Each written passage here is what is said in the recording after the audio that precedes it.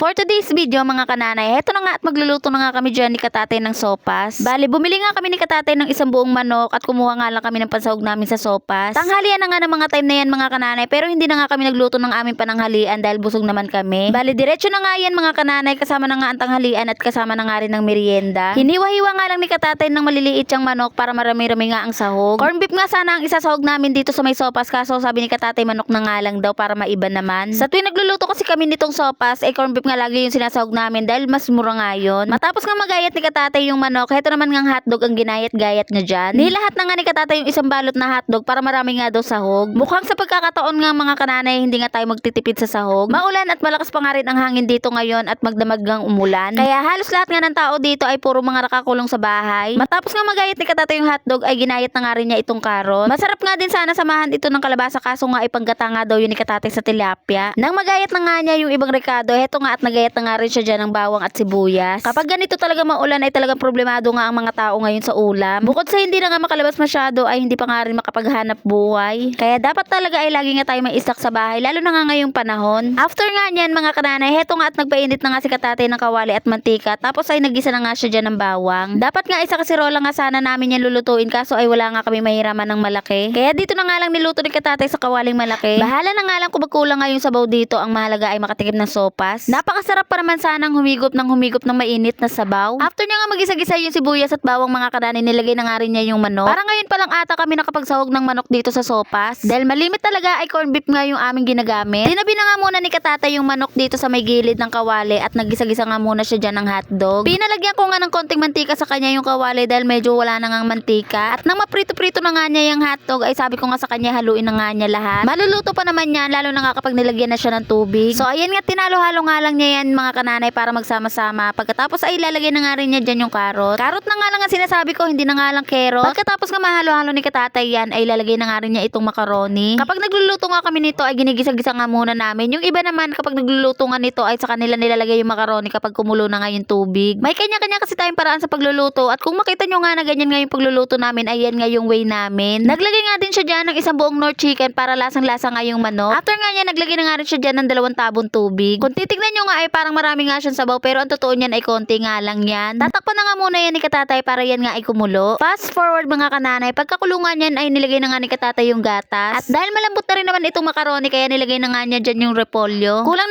na nga ito sa sabaw mga kananay dahil umalsa na nga yung macaroni niya. Maya-maya nga lang din ay naluto na nga itong repolyo mga kananay at pwedeng-pwede na nga itong sandukin. At dahil marami naman itong niluto namin kaya ipamimigay nga namin to sa malalapit na bahay. So heto na nga mga kananay, kanya-kanyang sandok na nga kami at kanya-kanyang kain. At dahil mas gusto ko ang ulamin itong sopas kaya ayan nga't kumuha nga ako ng kanin at kumain nga ako. Tatlo nga lang pala kami kumakain dyan dahil si Anika nga ay nakatulog na. Tara at kain tayo mga kananay. Thank you Lord sa blessing. O siya, hanggang dito na lang muna. Salamat sa panonood.